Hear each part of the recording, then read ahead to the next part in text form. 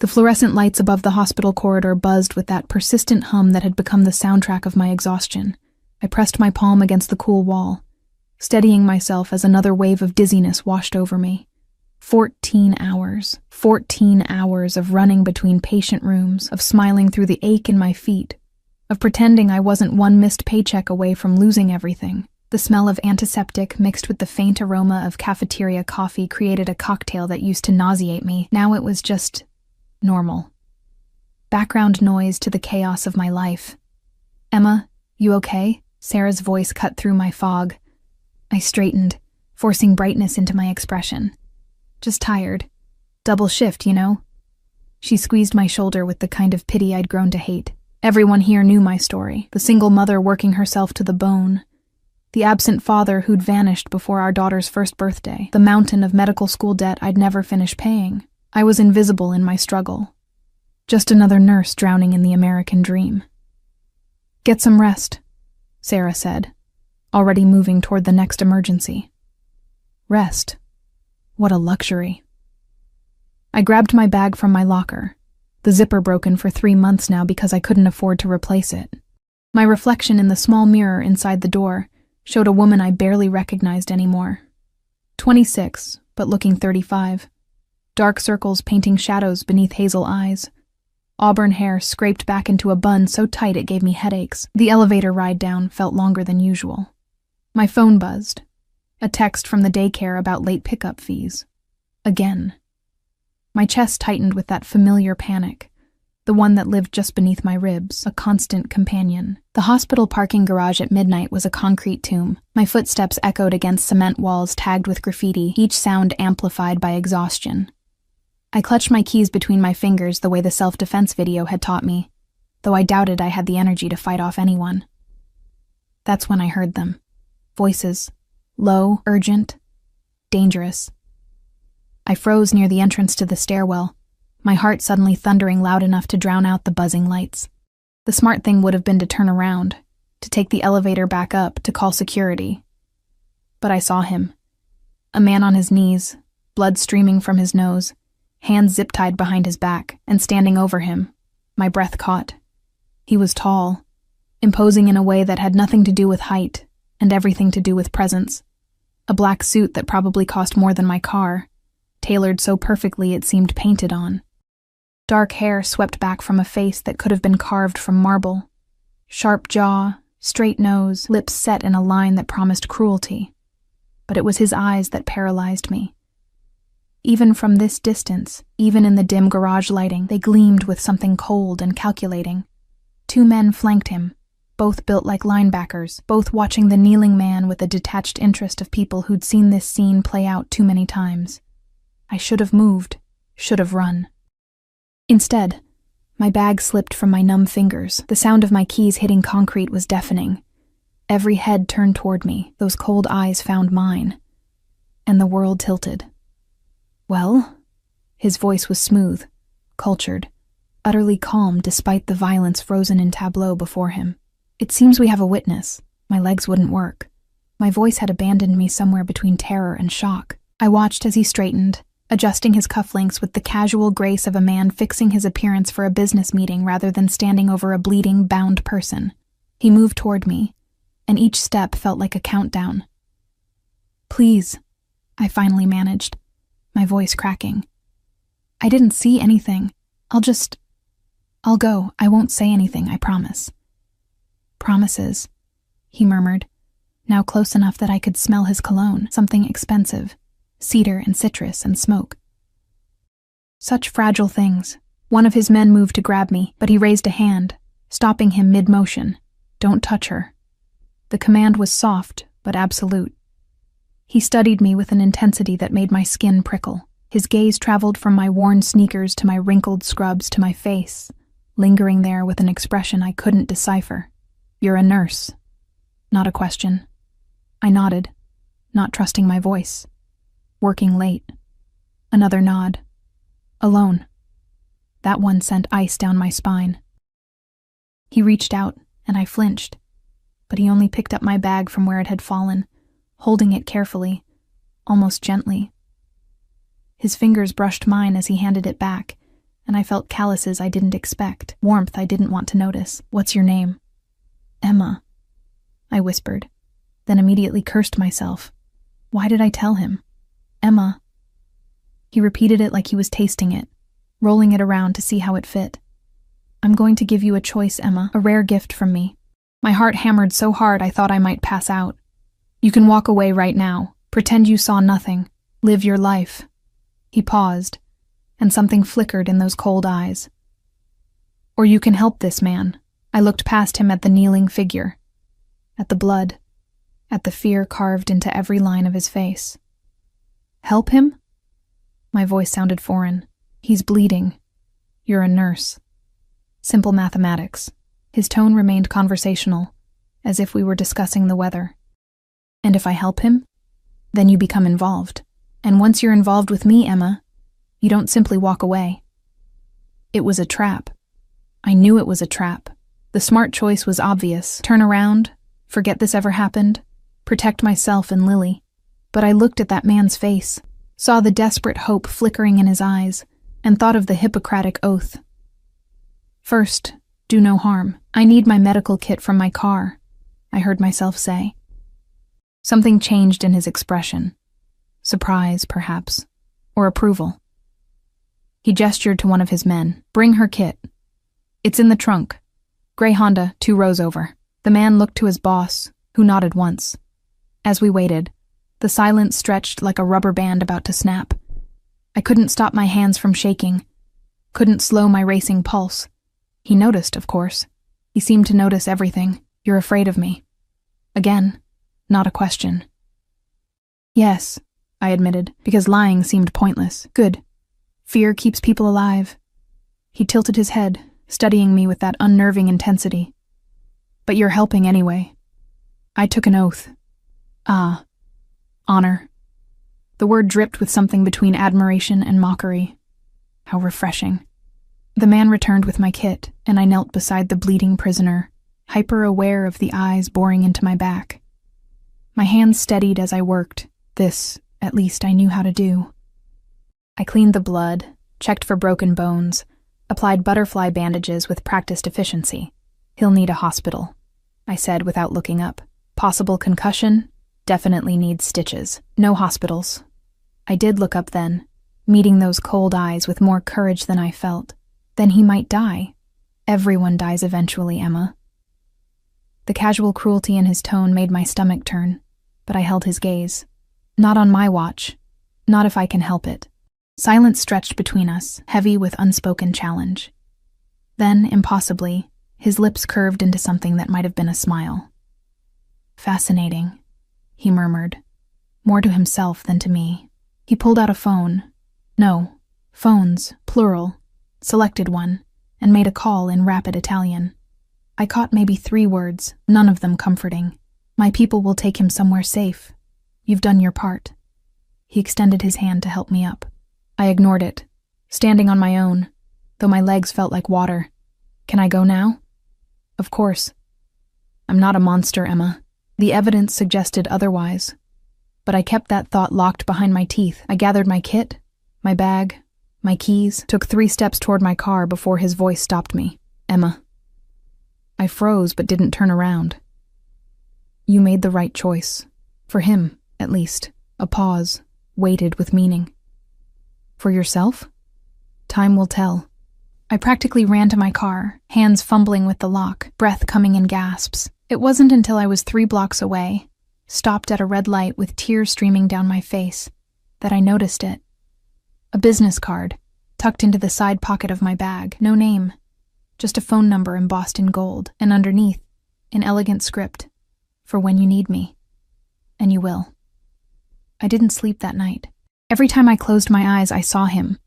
That perfectly tailored suit, those calculating eyes, the casual way he'd stood over a bleeding man like it was just another Tuesday. I'd tucked the business card into my nightstand drawer, buried beneath old receipts and expired coupons, as if hiding it could erase what had happened. It couldn't. Lily's laughter pulled me from my spiraling thoughts. She sat at our tiny kitchen table, her blonde curls catching the morning sunlight as she attacked her cereal, with the enthusiasm only a 4-year-old could muster. In moments like these, looking at her bright blue eyes and dimpled smile, I could almost forget the weight crushing my chest.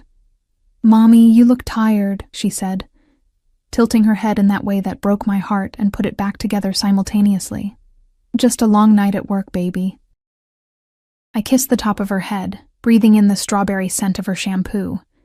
The cheap kind, but she loved it. My phone buzzed. A text from the hospital. "Extra shift available tonight. Interested?" I stared at the message, calculating. The money would help with the mounting daycare fees, maybe even let me fix the car's check engine light that had been glowing for 2 months.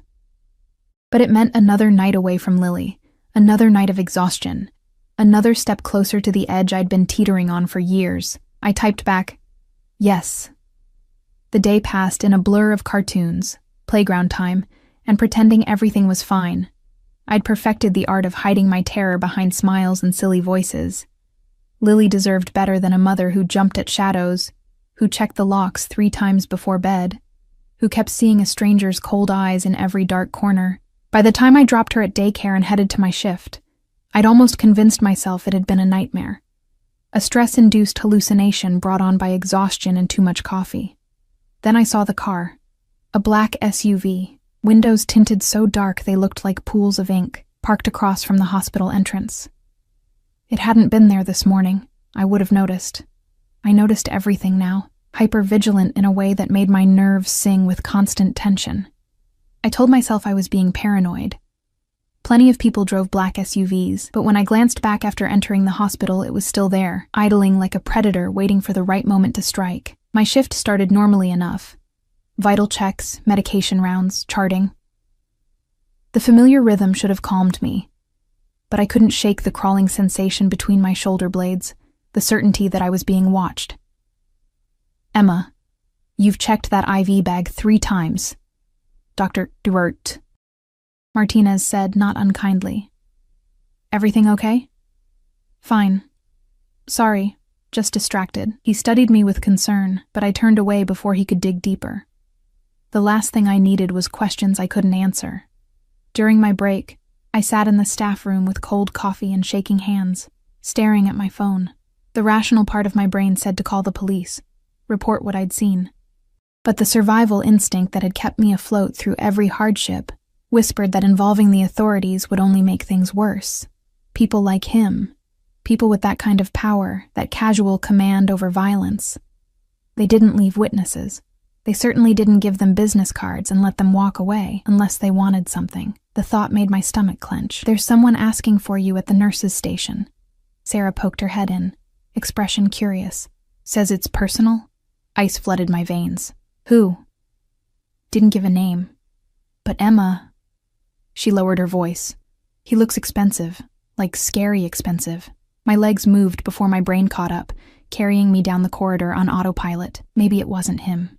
Maybe it was someone else, something innocent, a coincidence.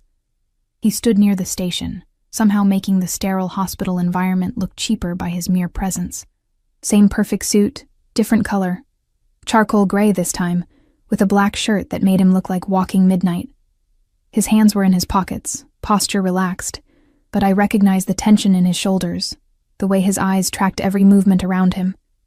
2 men flanked him at a respectful distance, clearly security despite their attempt at casual clothing. One spoke quietly into a phone while scanning the corridor. The other simply stood, hands clasped in front of him, emanating threat. He saw me and smiled. It didn't reach his eyes. "Emma, you look better with sleep. What are you doing here?" I kept my voice low, aware of the curious stares from staff and visitors. "Visiting a friend." He gestured vaguely toward the private wing. "Imagine my surprise when I realized you work here." Liar. He'd known exactly where I worked. That's why he was here. "I'm working," I said, trying to sound firm despite my racing pulse. "I can't talk." "Then listen." He moved closer, and I caught that scent again. Cedar, citrus, smoke. It wrapped around me like a warning. "The man you helped last night, he's stable, recovering, thanks to you." "Good. Now if you'll excuse me..." His hand shot out, catching my wrist. Not hard, not painful, but absolutely immovable. "I'm not finished." The world narrowed to the point of contact, his fingers warm against my skin, his touch somehow both gentle and threatening. I looked up at him, really looked, and saw something dangerous flickering in those eyes. Interest, curiosity, something darker I couldn't name. "You did me a favor," he continued, voice dropping lower. "I don't like being in debt. You don't owe me anything. That's not how I operate." He released my wrist but didn't step back. "Tell me what you need, Emma. I need you to leave me alone. Besides that." The audacity of it stunned me into silence. He stood there, in the middle of a hospital corridor, offering me, what? Blood money? Payment for my complicity? "I don't want anything from you," I managed. "Everyone wants something." His gaze traveled over my face, cataloging details. "You work double shifts. Your scrubs are worn. You drive a car held together by prayer and duct tape. You have a daughter. Lily, 4 years old, attends Little Stars daycare on Cumberland Avenue." The blood drained from my face. "How do you—" "I make it my business to know things," he said it casually, as if he hadn't just revealed that he'd been investigating me, digging into my life, learning about my daughter. "You're drowning, Emma. Let me throw you a rope. I don't need your help." "No?" He pulled out his phone, the same one from last night, and showed me the screen. Bank statements, my bank statements. 3,000 in debt, car payment overdue, daycare threatening to drop your daughter if you miss another payment. Shall I continue? Rage ignited beneath my fear, hot and bright. "You had no right. I had every right. You became my concern the moment you chose to help instead of run." He pocketed the phone, expression unreadable. "I'm offering you a solution. I don't want your dirty money." Something flickered across his face. Amusement, maybe respect. "Who said anything about money? I'm offering you a job." That stopped me cold. "What?" "I have people who occasionally need medical attention. People who can't go to hospitals for various reasons. You'd be on call, well compensated, and your current life remains unchanged." He tilted his head. "Unless you prefer struggling alone?" It was wrong. Every instinct screamed that accepting anything from this man was crossing a line I could never uncross. But God, I was so tired. Tired of choosing between groceries and gas, between Lily's needs and my own, between drowning slowly and drowning fast. "I need to think about it," I whispered. "You have 24 hours. He reached into his jacket. I flinched, he noticed, and pulled out an envelope. "Consider this a signing bonus for last night's work." "I can't." He pressed it into my hands, his fingers covering mine completely, warm and calloused and steady. "You can. You will. Because pride doesn't feed your daughter, Emma." The cruelty of the truth made my eyes burn. 24 hours, he repeated, then stepped back, adjusting his cuffs with that same casual grace. "Oh, and Emma, that car parked outside, consider it personal protection. You're valuable to me now. I protect what's mine. I'm not yours." His smile was slow, predatory. Promised, not yet. He walked away, his security falling into formation around him, leaving me standing in the corridor with an envelope that felt like it weighed 1,000 pounds and a future that had just shifted beneath my feet. I didn't open it until my shift ended, locked in my car in the hospital parking garage. A different level this time, flooded with fluorescent light. My hands shook as I tore the seal. $5,000. Cash. And another card. This one with actual text. For Lily's daycare. No child should suffer for her mother's pride. I sat there, money in my lap, tears streaming down my face, and hated him almost as much as I hated myself for considering his offer. The black SUV was still there when I drove away, following at a distance, a shadow I couldn't shake. When I got home, Lily was already asleep, my neighbor having watched her for the extra shift. I stood in her doorway, watching her chest rise and fall, her tiny hand curled around her favorite stuffed rabbit, and made a decision that would change everything. I pulled out my phone and dialed the number from the first card. He answered on the first ring, as if he'd been waiting. "Emma." "One condition," I said, voice steady despite everything. "Lily never knows. She never sees you, never meets you, never gets involved in whatever world you live in. She stays innocent." Silence stretched. Then. Agreed. Then I'll do it. Wise choice. I could hear the satisfaction in his voice. Welcome to the family, Emma. He hung up, and I stood in my daughter's doorway, holding $5,000 in dirty money and the certainty that I'd just made a deal with the devil. The worst part? I wasn't sure I regretted it. The first call came 3 days later, at 2 a.m. I'd been waiting for it, sleeping in my scrubs, phone on the loudest setting, jumping at every notification. The anticipation was its own form of torture, worse than the actual moment when his name appeared on my screen. Not a name, really. Just unknown caller. But I knew. Hello? There's a car outside, his voice smooth and unhurried despite the hour. You have 15 minutes. The line went dead. I checked on Lily, still asleep, thumb tucked in her mouth, and left a note for my neighbor, Mrs. Chen, who I'd paid extra to be on standby. My hands trembled as I locked the door, as I walked down the 3 flights of stairs from our apartment, as I approached the black SUV idling at the curb. The door opened before I reached it. Miss Emma. The driver nodded, his accent thick. Eastern European, maybe. Built like a mountain, with scars that told stories I didn't want to hear. Please. The interior smelled like leather and danger. I'd barely settled into the seat when we pulled away, tires humming against asphalt as the city blurred past my window. I tried to track our route, memorize turns and landmarks, but within minutes I was hopelessly lost in neighborhoods I'd never seen. We drove for 20 minutes before pulling up to a warehouse in what looked like the industrial district. Rust stained the corrugated metal walls, and broken windows gaped like missing teeth. The perfect place for something terrible to happen. My medical kit felt heavy as I climbed out. This way. Another man. This one smaller but somehow more frightening, with eyes that held no warmth. He led me through a side door, down a corridor that smelled of oil and something metallic that might have been old blood. The room at the end was surprisingly clean. Bright lights, a metal table, medical supplies I recognized from hospitals. And on that table, bleeding through makeshift bandages, was a man who looked like he'd lost a fight with a knife. Several knives. Jesus, I breathed, rushing forward automatically. Not quite. That voice, the one that had haunted my dreams. I spun around. He stood in the doorway, somehow making the grimy warehouse look like his throne room. Black suit, blood on his knuckles, expression carved from ice. Behind him, 2 more men dragged someone unconscious, leaving a streak of red across the concrete floor. Busy night? I asked, surprised by my own steadiness. His lips curved. You could say that.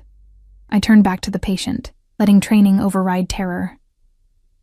Stab wounds, 3 of them, all shallow but bleeding profusely, possible internal damage. I worked quickly, cleaning, assessing, stitching with hands that forgot to shake once I started. He watched. I felt his eyes tracking every movement, cataloging every detail, studying me with that unnerving intensity.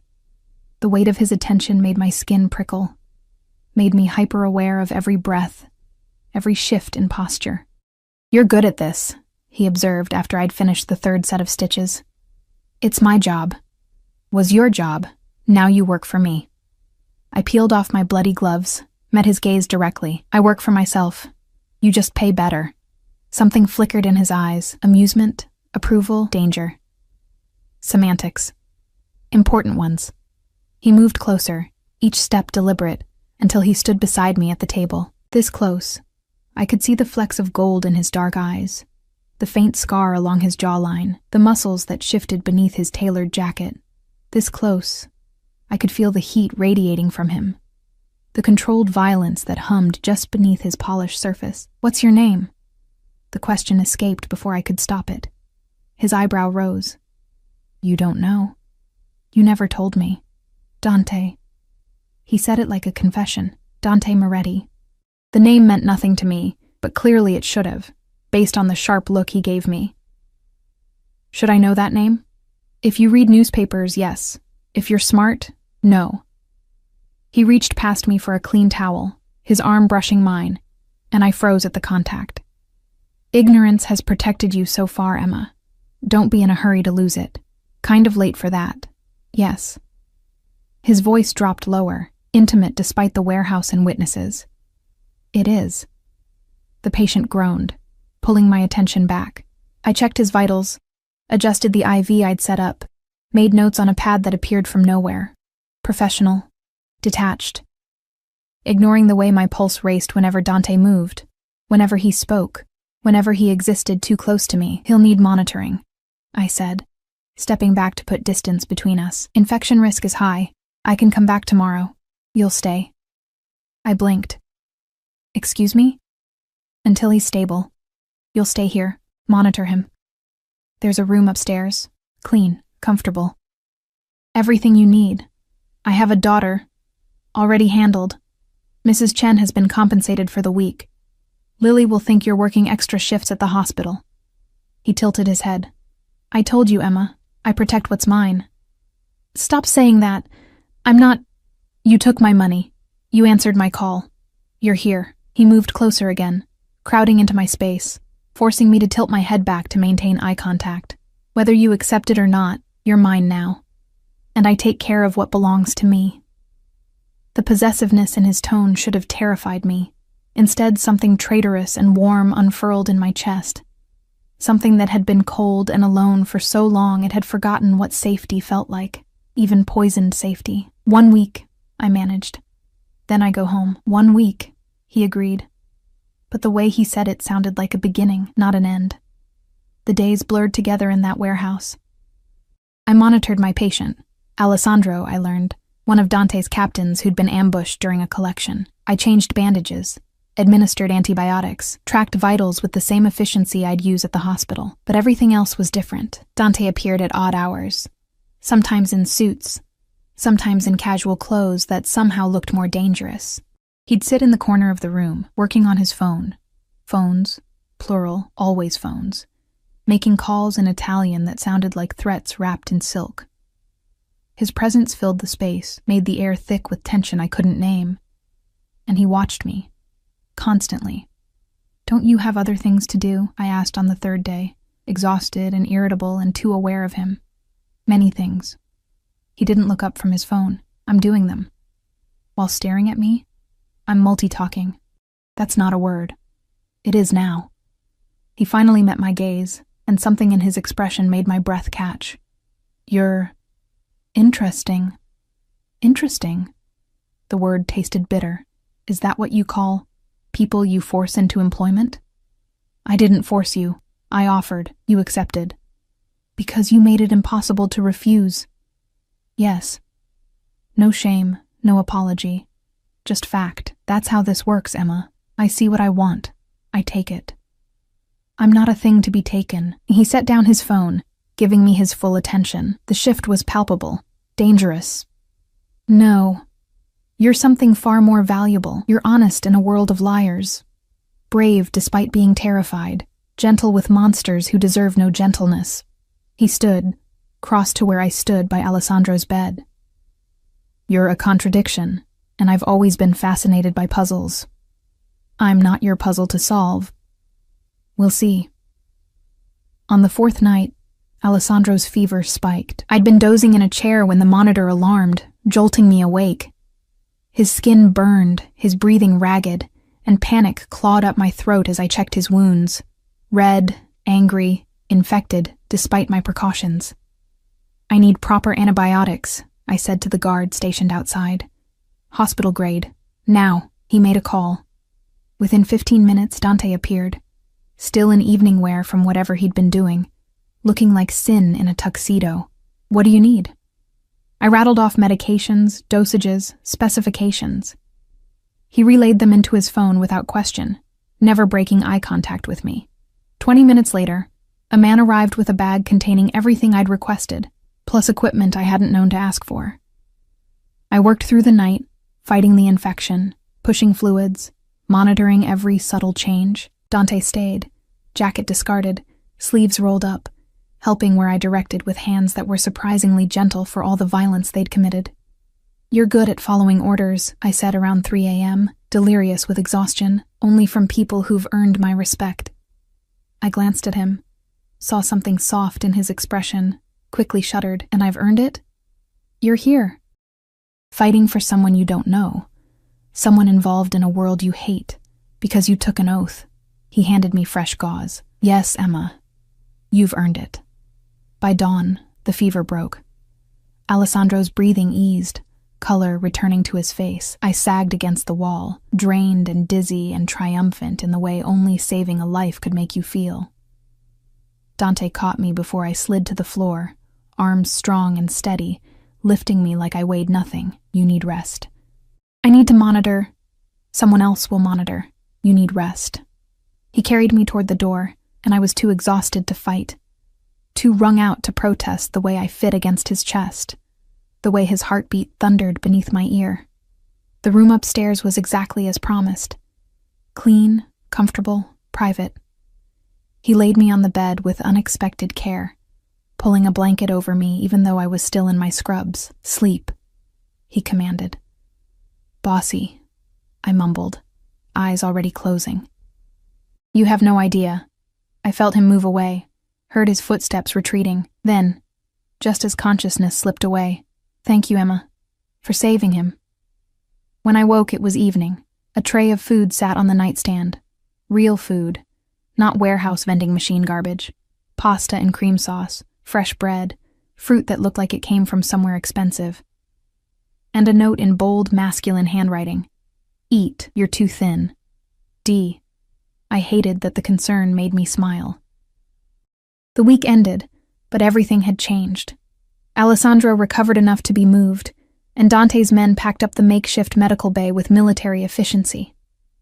I should have felt relief.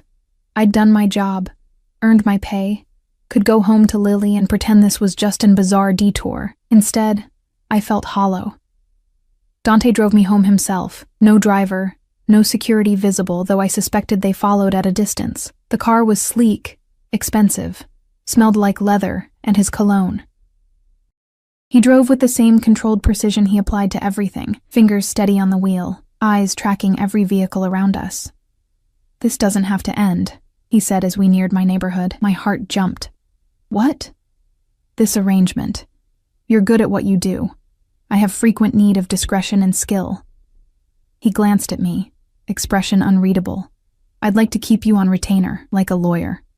Like someone valuable. The word hung between us, weighted with meanings I was afraid to examine. I'll think about it, I said, though we both knew I'd already decided. He pulled up to my building, put the car in park, turned to face me fully. Emma. Yes? You did well. Better than I expected. His hand reached out, hesitated, then tucked a strand of hair behind my ear with shocking gentleness. I don't give compliments often, remember that. His touch lingered, warm against my skin, and I fought the urge to lean into it, to let myself want the comfort he offered. I should go, I whispered. Lily is fine. Mrs. Chen just put her to bed. He smiled at my shocked expression. I told you. I keep track. That's creepy. That's careful. His hand dropped, leaving cold in its wake. Same time next week? Maybe. Definitely. He said it with certainty, with possession, with promise. Sleep well, Emma. Dream of safe things. I climbed out, grabbed my bag, walked toward my building on legs that felt unsteady. At the door, I turned back. He was still there, watching, waiting, making sure I got inside safely. The devil, taking care of his investments. Or maybe, and this was the dangerous thought I tried to bury, taking care of me. 3 months passed in a strange rhythm I'd never intended to find comfortable. Calls came irregularly, sometimes twice a week, sometimes none at all. Each time I'd drop everything, climb into whatever vehicle Dante sent, and tend to men who'd been shot, stabbed, beaten. I didn't ask questions. They didn't offer explanations. I stitched wounds and set bones and pushed antibiotics with the detached efficiency of someone who'd learned to compartmentalize. The money was obscene. More than I'd made in a year at the hospital, deposited into an account Dante had set up under a consulting firm's name. Legal, he'd assured me. Mostly. I paid off my debts, fixed my car, bought Lily new clothes that actually fit, toys that weren't secondhand, stopped choosing between groceries and gas, between her needs and mine. The relief was intoxicating, addictive, and terrifying in how quickly I'd grown dependent on blood money. But it wasn't just the money that kept me answering his calls. Dante had become present. Not physically, not always, but in 1,000 small ways that wove him into my life like threads I couldn't unpick. Flowers appeared at my door, no card, but I knew. My car's check engine light mysteriously fixed itself. Lily's daycare suddenly had a scholarship available. Anonymous donor that covered half her tuition. And then there were the nights he'd appear at the hospital after my legitimate shifts, leaning against my car like he owned it, hands in pockets, that dangerous smile playing at his lips. "Hungry?" he'd ask, as if stalking me was perfectly normal. I should have said no. Should have maintained boundaries, distance, professionalism. Instead, I found myself in late-night diners, expensive restaurants that closed their doors for private events that were just him and me, quiet cafes where he drank espresso that looked like oil and watched me eat like my appetite personally satisfied him. We talked. God help me, we talked. He told me about growing up in Sicily, about his father's empire and the weight of legacy. I told him about nursing school, about Lily's father leaving, about the exhaustion of being alone. He made me laugh with dry observations about his associate's stupidity. I made him smile, really smile, not that cold calculation, with stories about Lily's antics. It felt dangerous. This felt more dangerous than the warehouses and blood and late-night calls. Because somewhere between stitching wounds and stolen dinners, I'd stopped seeing him as the monster in the parking garage, and that terrified me more than anything. "You're thinking too loud," Dante said, pulling me from my spiral. We sat in his car. He'd intercepted me after another shift, convinced me to drive with him. Nowhere specific, just driving. The city lights blurred past as rain drummed against the windshield, cocooning us in artificial intimacy. "Sorry," I murmured. "Don't be. I like watching your mind work." He glanced at me, one hand on the wheel, the other draped casually over the console between us. "You get this little crease right here." His finger touched the space between my eyebrows, feather-light. "When you're worried about something." I jerked back from the contact, pulse jumping. "You're too observant. Occupational hazard." He returned his hand to the wheel, but I could still feel the ghost of his touch. "What's bothering you?" "This. Us. Whatever this is. Employer and employee, liar." His lips curved. "You're learning." "Dante." "I like when you say my name." He said it quietly, almost to himself. Then louder. "Say it again." "What? Why?" "Because everyone else says it with fear or respect or calculation. You say it like I'm just a person. I like that." The vulnerability in his admission cracked something in my chest. "You are just a person." "No, Emma. I'm really not." He took an exit I didn't recognize, drove deeper into an area where buildings thinned and darkness thickened. I'm what happens when violence becomes legacy, when power replaces conscience. I've done things that would make you run screaming if you knew details. Then why tell me? Because you should know, should understand what you've gotten involved with. He pulled into an overlook. Below us, the city spread like scattered diamonds, beautiful and distant.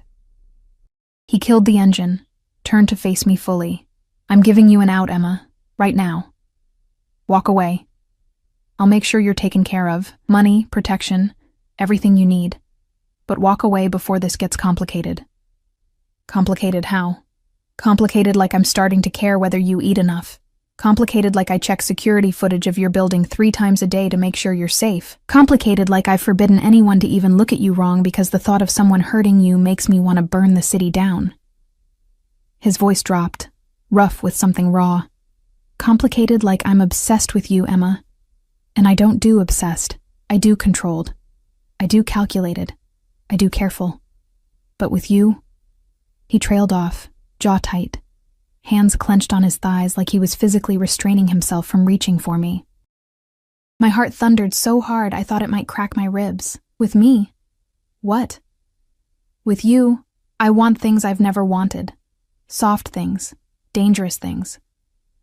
His eyes found mine in the darkness, and what I saw there stole my breath. I want to keep you, not as an employee, not as an asset. I want you in my home, in my bed, in my life so thoroughly that no one, including you, forgets who you belong to. I don't belong to anyone, yet." He leaned closer, and I should have backed away, should have opened the door and run. But I was frozen, caught in his gravity, drowning in his intensity. "Tell me you don't feel this. Tell me you don't think about me. Tell me every time your phone rings, you don't hope it's me." I couldn't. God help me, I couldn't lie. "This is crazy," I whispered instead. "Yes. You're dangerous. Yes. I have a daughter, a life. I can't just—" "I know." His hand rose, cupped my cheek with devastating gentleness. "I know what I'm asking. I know it's selfish and wrong and completely unfair, but I can't stop wanting you, Emma. I've tried. For 3 months, I've tried to keep this professional, to maintain distance. But every time I see you, every time you touch someone I care about with those gentle hands, every time you look at me like maybe I'm not completely irredeemable." He exhaled roughly. "I'm not a good man, but I'd be good to you. I'd be everything you need. You can't promise that. Watch me." The kiss happened like lightning, sudden, inevitable, catastrophic. His mouth claimed mine with controlled hunger, lips firm and demanding, but somehow still asking permission. I made a sound. Protest or surrender, I couldn't tell. And his hand slid into my hair, angling my head to deepen the kiss. I'd been kissed before, by Lily's father, by a few forgettable men during my rare attempts at dating. This was nothing like those kisses. This was possession, promise, threat, and salvation wrapped together until I couldn't tell which was which. He kissed me like he was claiming territory, like my mouth was his to conquer, like he'd been starving and I was the first meal he'd seen in years. And I kissed him back. God help me. I kissed him back with everything I had. All the loneliness, all the fear, all the desperate hunger for someone to see me. Really see me and still want me anyway. My hands fisted in his shirt, pulling him closer, and he groaned against my mouth, a sound that vibrated through my entire body. When we finally broke apart, both breathing hard, he pressed his forehead to mine. "Say yes." "To what?" "To me. To this. To letting me take care of you properly." His thumb traced my swollen lips. "Be mine, Emma. Officially. Completely." Reality crashed back in waves of ice water. I can't. Lily will have everything she could ever need. The best schools, the best life, everything. His hands framed my face, forcing me to meet his eyes. "I meant what I said before. She'll never see the dark parts. I'll keep her innocent, safe, separate. She'll know me as Dante, your boyfriend." The words sounded foreign in his mouth, nothing more. "And when she asks what you do, I own businesses, import, export, security consulting, all technically true." He smiled slightly. "I'm very good at truth that hides lies."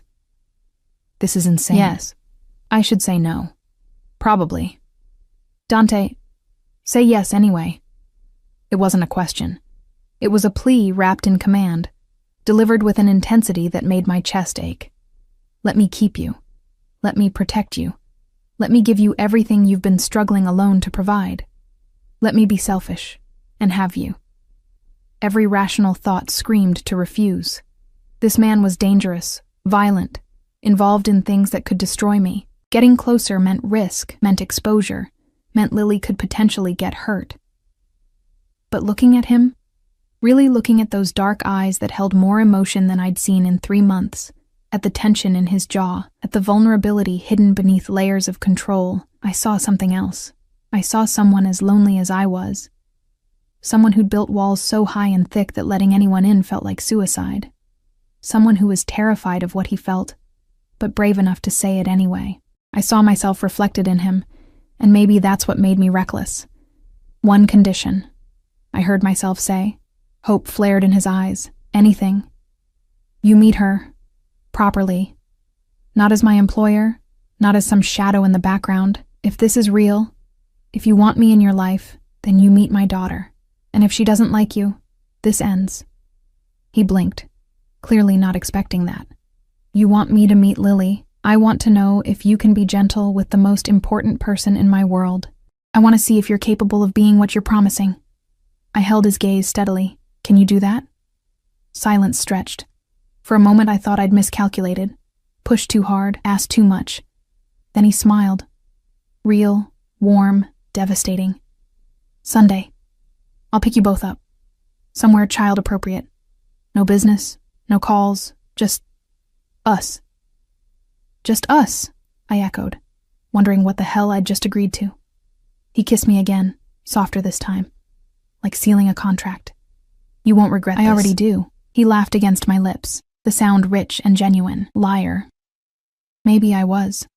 When he drove me home, he walked me to my door, checked every shadow, every corner, every potential threat with the hypervigilance of someone who knew how dangerous the world really was. Sleep well, Bellezza, he murmured, pressing a kiss to my forehead. Dream of good things. Is that an order? A hope. I watched him walk away, climb into his car, drive into the darkness with security vehicles materializing from nowhere to flank him. Protection. Always protection. Inside my apartment, I leaned against the door, fingers touching my lips, heart racing, mind spinning. I'd just agreed to date a Mafia boss. I'd just invited him into my daughter's life. I'd just crossed a line I could never uncross. And the terrifying part? I wasn't sure I wanted to. My phone buzzed. A text from unknown caller that was definitely him. Thank you for saying yes. I won't let you down. Another message. Also, there's a security detail on your building now. Don't be alarmed. Old habits. And finally, you're mine now, Emma. I take care of what's mine. I should have been angry about the possessiveness, the presumption, the high-handed way he'd decided to protect me without asking. Instead, I smiled, saved his number under Dante, and went to check on Lily. She slept peacefully, clutching her stuffed rabbit, innocent to how drastically her world was about to change. I hope I'm making the right choice, baby, I whispered, kissing her forehead. But as I climbed into bed, still tasting Dante on my lips, feeling the ghost of his touch on my skin, I couldn't quite convince myself I cared if it was right or wrong. I just wanted him, and that was the most dangerous thing of all. Sunday arrived with the kind of nervous energy that made my hands shake while braiding Lily's hair. Who's Dante, Mommy? She asked for the third time, swinging her legs from the bathroom counter. A friend. Someone I work with sometimes. I forced steadiness into my voice, weaving her blonde curls into something presentable. He wants to take us somewhere fun today. Like the zoo? Maybe. I had no idea where Dante planned to take us. He'd only texted, dress casual. Bring Lily's favorite things. Trust me. Trust. What a loaded word. The knock came precisely at 10. I checked the peephole. Unnecessary. Since I'd watched the street for the past hour, seen the black SUV pull up, seen Dante emerge in jeans and a black Henley that made him look dangerously normal. I opened the door, and my breath caught. He stood there holding a stuffed unicorn the size of a small dog, expression uncertain in a way I'd never seen. Behind him, his security tried to look inconspicuous while failing miserably. Hi, he said, and I realized he was nervous. Dante Moretti, who commanded empires and orchestrated violence with casual efficiency, was nervous about meeting a 4-year-old. Something in my chest melted dangerously. Hi, I managed. Lily peeked around my legs, eyes wide. You're really tall. Dante crouched immediately, bringing himself to her eye level. The gesture was so instinctively gentle it made my throat tight. I am. Is that okay? She considered this seriously. I guess. Did you bring that for me? He offered the unicorn. Only if you like unicorns. Lily snatched it with a squeal, hugging it so hard I worried she'd suffocate the stuffing. I love unicorns. Mommy, he brought me a unicorn. I see that, baby. I caught Dante's eye over her head, saw the relief and something softer, pride, maybe, at having passed the first test. The day unfolded like something from a dream I'd never dared to have. Dante took us to a private farm outside the city. Animals, open fields, a petting zoo that Lily attacked with fearless enthusiasm. I watched him watch her, saw how he noticed everything. When she got tired, when she got thirsty, when she needed help reaching the goats but was too proud to ask, he lifted her onto his shoulders without being asked. held her steady while she giggled and pointed at clouds, and I took a mental photograph of this moment, this dangerous man carrying my daughter like she was precious, like she mattered, like he'd burn the world to keep her smiling. "She's beautiful," he said during lunch, while Lily was distracted by the ducks. "She has your eyes. She has her father's coloring." His expression darkened fractionally. "He's an idiot." "Yes," I agreed simply. "His loss." Dante's hand found mine across the picnic table, fingers interlacing with casual possession. "My gain." Lily ran back, demanding we come see the baby goats, and Dante went without hesitation, let her pull him around, answered her endless questions with patience I'd never expected. By the time we headed back to the city, Lily was asleep in her car seat, unicorn clutched tight, and I was fighting tears I couldn't explain. "She likes you," I said quietly. "She's easy to like." Dante glanced in the rearview mirror at my sleeping daughter. "She's got your strength, your kindness. She's going to break hearts when she's older, not if I can help it." He smiled. "Protective mother. Always. Good." His hand found my thigh, squeezed gently. "So am I now." The words hit different than they should have. This wasn't just about me anymore. He was claiming Lily too, in his way. Claiming us as a unit, something to protect and possess and keep safe within his dangerous world. I should have been terrified. Instead, I felt safe for the first time in years. We were 2 blocks from my apartment when everything went to hell. The car that slammed into us came from nowhere. One moment we were driving, the next we were spinning, metal shrieking, glass exploding, the world inverting as we flipped twice before crashing to a stop upside down. Lily's scream cut through the ringing in my ears. "Lily!" I fought my seatbelt, tasting blood, vision swimming. "Baby, don't move!" Dante's voice, sharp with command.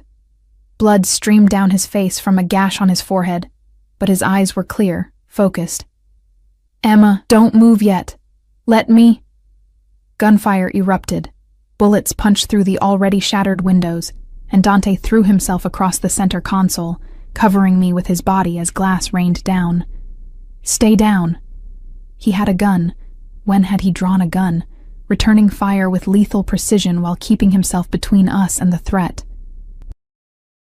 I twisted, saw Lily still strapped in her car seat, crying but moving, and relief flooded through me so intensely I nearly vomited. "We need to get out," I shouted over the gunfire. "Working on it." Dante's security had materialized. Where had they been? Laying down covering fire. He kicked out the windshield, grabbed my arm. "When I say run, you run. Get Lily and run toward the black SUV. Don't stop, don't look back. Understand? I'm not leaving you. Emma." He cupped my face, forcing me to meet his eyes. Blood and dirt streaked his skin. But his gaze was steady, absolute. "You run. I'll cover you. I'll be right behind you. But you and Lily get safe first. That's non-negotiable." Another spray of bullets. Someone screamed, not one of ours. "Now!" Dante shoved me toward the broken windshield. I crawled through, glass cutting my hands, adrenaline drowning the pain. Lily was still screaming, and I wrenched open the back door, fought with her car seat buckle with shaking hands. "Mommy, I'm scared." "I know, baby. I know. We're okay. We're going to be okay." I got her free, pulled her against my chest, felt her little heart racing against mine. Dante appeared beside us, firing over the car's roof. "Go!" I ran. Lily sobbed against my shoulder, her unicorn abandoned somewhere in the wreckage, and I ran harder than I'd ever run in my life. The SUV's door opened. Hands reached out, pulled us inside, and I collapsed onto the floor, covering Lily with my body as the vehicle peeled away. Dante dove in behind us, door slamming, and we accelerated so fast I slid sideways. "Status!" he barked. 3 hostiles down, 2 fled. Marco's hit but stable. Vehicle totaled. The driver, the mountain from my first call, spoke calmly despite the chaos. "Hospital? Safe house, now." Dante crawled to where I curled around Lily on the floor. Emma, look at me." I did. Saw concern carved into every line of his face. Are you hurt? Is Lily hurt? I checked her frantically. Cuts from glass, bruises forming, but nothing serious. Nothing life-threatening. We're okay. We're okay. You're bleeding. Surface cuts. I'm fine. I touched his face, felt blood hot and wet. You're hurt. I've had worse. He pulled out his phone, somehow still intact, made rapid-fire calls in Italian. Then to me, gentler. I'm sorry. I'm so fucking sorry. This was meant for me, not you, never you. Who? The word came out harsh. Who did this? His jaw clenched. Rivals. Someone who thinks hurting what I care about will hurt me. They're right. He looked at Lily, who'd stopped crying but trembled violently. They're very right. The safe house was a mansion disguised as a fortress. High walls, security checkpoints, armed men everywhere. Dante carried Lily inside while I followed on shaking legs, let him guide us to a bedroom that looked like it belonged in a hotel. Doctor's coming, he said, setting Lily gently on the bed. He'll check you both. Then we talk. The doctor, older, discreet, clearly used to Dante's world, examined us with efficient kindness. Minor injuries, shock, but nothing requiring hospitalization. He bandaged my hands, gave Lily a sedative to help her sleep, and left medications with quiet instructions. Once Lily finally dozed off, clutching a new stuffed animal that materialized from nowhere, I followed Dante to an adjacent room. He stood at the window, shoulders rigid, hands clenched at his sides. Blood still streaked his face despite obvious attempts to clean it. This is my fault, he said without turning. I brought this to your door. I made you a target. You didn't pull the trigger. I might as well have. He spun to face me, and the raw anguish in his expression stole my breath.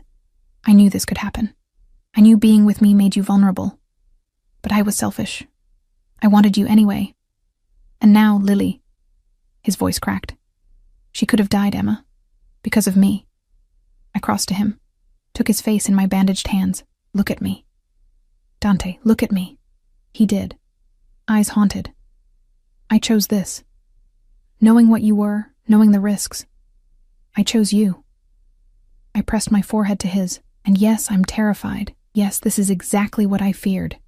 But you saved us. You put yourself between us and bullets without hesitation. You protected my daughter like she was yours. She is mine. The words came out fierce. You both are. And I failed. You didn't fail. We're alive. We're safe. Because of you. I kissed him, tasting blood and fear and desperate need. Don't you dare push me away now. I should. For your safety. No. I pulled back, met his eyes steadily. You don't get to decide that alone. I'm in this. Lily's in this. We're yours, like you keep saying. So act like it. Protect us, yes. But don't leave us. Something broke in his expression, and he crushed me against his chest, face buried in my hair. His whole body shook, this powerful, dangerous man trembling like a leaf. I can't lose you, he whispered. I've lost so much. I can't lose you too. You won't. I held him tighter. I'm not going anywhere. We stood like that for long minutes. Two broken people clinging to each other in the aftermath of violence, finding something like peace in the eye of the storm. Eventually, he pulled back, wiped his eyes roughly. The men who did this, they're being handled. Handled how? Do you want details? I thought about Lily's terrified screams, about bullets ripping through metal, about how close we'd come to dying. No. Just make sure they can't hurt us again. They can't hurt anyone again, said with finality that made me shiver. And I'm increasing security. On you, on Lily, on your building. You'll have protection everywhere, always. That sounds suffocating. That sounds alive. He cupped my face. I can't be careless with you, Emma. Not now. Not ever. You're too important. And what are we? What is this? Everything. Simple. Absolute. Terrifying in its honesty. You're everything. The next weeks were an adjustment. True to his word, Dante surrounded us with discreet security, but present. Men who followed at a distance, who checked our building, who made sure we were never truly alone. It should have felt like prison. Instead, it felt like safety. He moved us to a better apartment, still my neighborhood, still near Lily's school, but bigger, safer, with security built into the building. I protested until he pointed out the bullet holes, still marking my old place, and I shut up. Lily adapted with the resilience of children. The attack became the scary car accident, smoothed over with therapy and time and Dante's patient presence. He visited often, always bringing small gifts, always gentle, always making her laugh. She started calling him Uncle Dante, and I saw how the title affected him, pride and pain mixing in his expression. "Not uncle," he said one night, after Lily was asleep and we lay tangled in my bed. "Not if I have my way?" "No. No." He traced patterns on my bare shoulder. "Something more permanent." My heart stuttered. "Dante, marry me." I bolted upright, staring at him. "What?" He sat up too, completely serious. "Marry me. Make this official. Let me give you my name, my protection, everything I have." "That's crazy. I'm crazy about you. Might as well make it legal." He caught my hand, pressed it over his heart. "I love you, Emma. I've loved you since you chose to help instead of run, since you looked at a monster and saw a man. I want forever with you. I want to be Lily's father legally. Want to give her siblings if you'll have me. Want to grow old knowing you're mine and I'm yours." Tears streamed down my face. "I love you too. God help me. I love you." "Then say yes." "Yes." I laughed through tears. "Yes, you insane, overprotective, wonderful man, yes." He kissed me like he was drowning, and I was air, like I'd just given him the world, like forever started right now. We married quietly, just close family, his mother who cried and called me daughter, his brothers who welcomed me with warm suspicion, Mrs. Chen and a few friends from the hospital who thought I'd won the lottery. Lily was flower girl, wearing a dress that cost more than my first car, throwing petals with solemn concentration that made everyone smile. And when Dante slid the ring onto my finger, when he promised to love and protect and cherish, I believed him. Because I'd seen him at his worst and his best, seen the monster and the man, and chosen both. 2 years later, I stood in our home, a real home, with a yard and safety and love, watching Dante teach Lily to ride a bike, while our son dozed in my arms. "Careful, Principessa," Dante called, jogging beside Lily as she wobbled. "I've got you." "Don't let go," she shrieked, delighted and terrified. "Never," he promised, and I knew he meant it about more than just the bike. He caught my eye across the yard, smiled that smile reserved only for us, and mouthed, "I love you." I mouthed back, "I love you too." It wasn't perfect. His world still demanded things I didn't like, still brought danger we had to navigate, but it was ours. Messy and complicated and real. I'd walked into a parking garage expecting nothing but another exhausting shift. Instead, I'd found everything. The man I loved, the family I'd needed, the safety I'd craved. And as Dante finally let go of Lily's bike and she rode solo, both of them cheering, I realized something profound.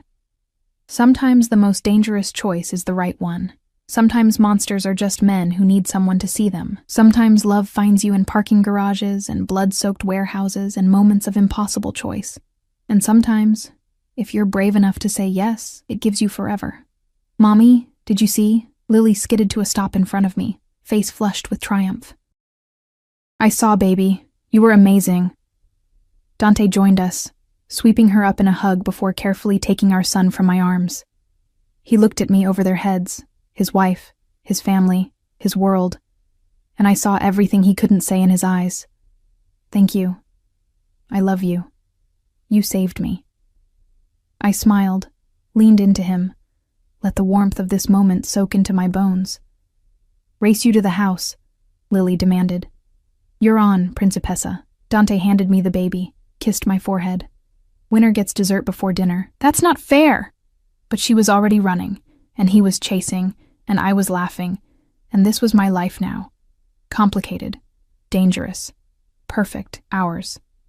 And I wouldn't change a single thing.